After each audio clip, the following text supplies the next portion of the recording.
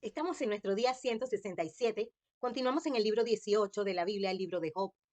En el capítulo 20 vemos a Sofar Naamatita. Él también declara a Job culpable de su padecimiento, no solamente esto, sino que asevera que todo aquel que padece y es afligido es porque Dios lo está castigando.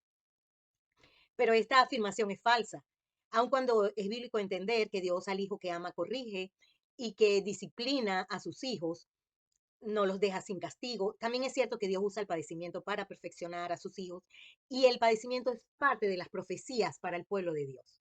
Cristo mismo, nuestro Señor, padeció para salvarnos, el justo por los injustos, para llevarnos a Dios. Él, por lo que padeció, aprendió la obediencia y no solamente esto, sino que nos promete que nosotros vamos a padecer por su causa. Es una promesa. Necesitamos discernimiento bíblico para entender, de acuerdo a la suma de la palabra, el padecimiento como un todo, el padecimiento que nosotros tenemos prometido como pueblo de Dios. No es cierto que no nos tocará nada, no es cierto que nada nos alcanzará. El Señor ha prometido que vamos a padecer. Nuevamente reflexionemos en las características del juicio según la palabra en contraposición al juicio carnal. En Juan 7:24 vemos que dice, no juzguen según las apariencias, sino juzguen con justo juicio. En Juan 5:30 dice, mi juicio es justo porque no busco mi voluntad, sino la voluntad del que me envió, la del Padre. En 1 Corintios 2:13 al 15 dice, lo cual también hablamos, no con palabras enseñadas por sabiduría humana, sino con las que enseña el Espíritu, acomodando lo espiritual a lo espiritual. Pero el hombre carnal no percibe las cosas que son del Espíritu de Dios, porque para él son locura, no las puede entender, porque se han de discernir espiritualmente. En cambio, el espiritual juzga todas las cosas, pero él no es juzgado de nadie. Veamos la porción que Dios prepara para el hombre impío y la heredad que Dios le señala por su palabra. Aunque el hombre impío es altivo hasta el cielo, él perecerá para siempre. Sus hijos solicitarán el favor de los pobres y sus manos devolverán lo que él robó. Si el mal se endulzó en su boca, si lo ocultaba debajo de su lengua, si le parecía bien y no lo dejaba, sino que lo detenía en su paladar, su comida se mudará en sus entrañas, y el de áspide será dentro de él. Devoró riquezas, pero las vomitará. De su vientre las sacará Dios. Veneno de áspide chupará. Lo matará lengua de víbora. Restituirá el trabajo conforme a los bienes que tomó y no los tragará ni gozará. Por cuanto quebrantó y desamparó a los pobres, robó casas y no las edificó, por tanto no tendrá sosiego en su vientre, ni salvará nada de lo que codiciaba. Su bienestar no será duradero. El hombre impío, en el colmo de su abundancia, padecerá estrechez. La mano de todos los malvados vendrá sobre él. Cuando se pusiera a llenar su vientre, Dios enviará sobre él el ardor de su ira y le hará llover sobre él y sobre su comida. Huirá de las armas de hierro y el arco de bronce le atravesará. La saeta le traspasará y saldrá de su cuerpo y la punta relumbrante saldrá por su hiel. Sobre él vendrán terrores. Todas las tinieblas están reservadas para sus tesoros. Fuego no atizado lo consumirá, devorará lo que quede en su tienda. Los cielos descubrirán su iniquidad y la tierra se levantará contra él. Los renuevos de su casa serán transportados, serán esparcidos en el día de su furor. El juicio de Dios ha sido revelado. Horrible cosa es caer en manos de un Dios vivo. En el capítulo 21 de Job vamos a hacernos esta pregunta. ¿Podemos nosotros contender con el Creador? ¿Acaso me quejo yo, dice Job, de algún hombre? Mi pleito no es con ningún hombre, por eso estoy tan impaciente. O sea que su pleito era con Dios.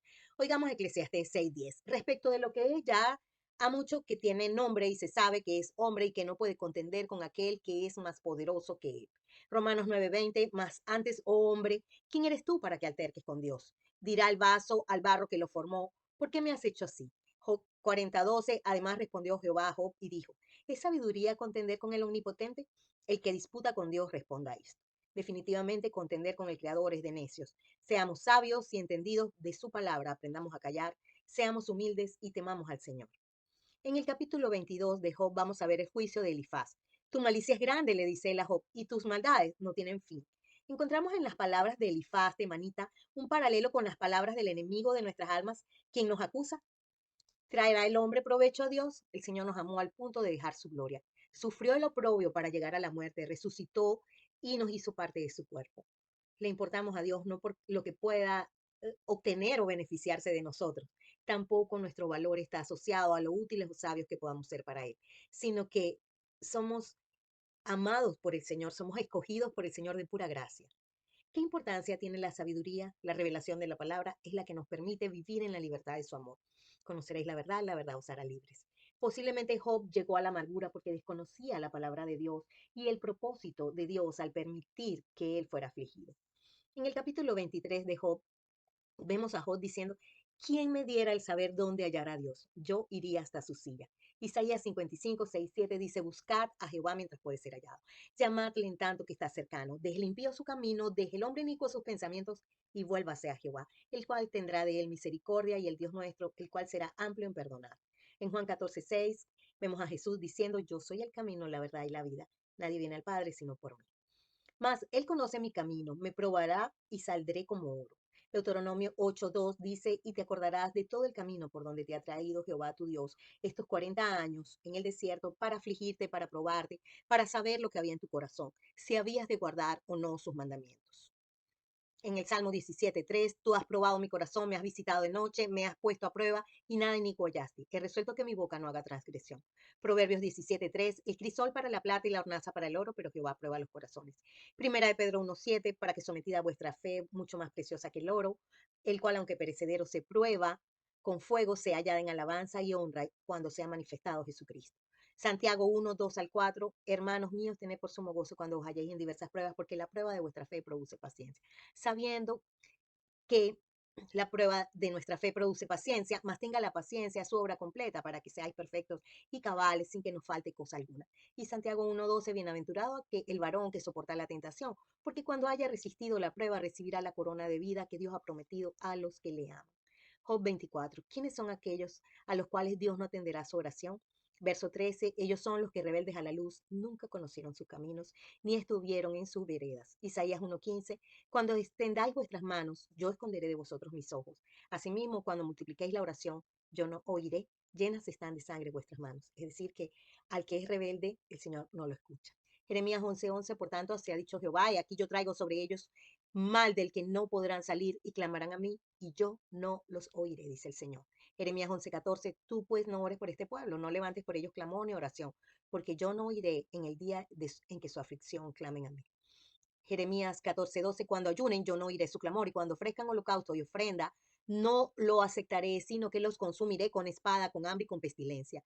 Ezequiel 8:18, pues también yo procederé con furor, no perdonará mi ojo, ni tendré misericordia, y gritarán a mis oídos con gran voz, y no los oiré.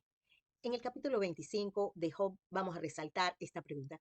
¿Cómo pues se justificará el hombre para con Dios? ¿Cómo será limpio el que nace de mujer? Primera de Juan 1:9. Si confesamos nuestros pecados, Él es fiel y justo para perdonar nuestros pecados y para limpiarnos de toda maldad.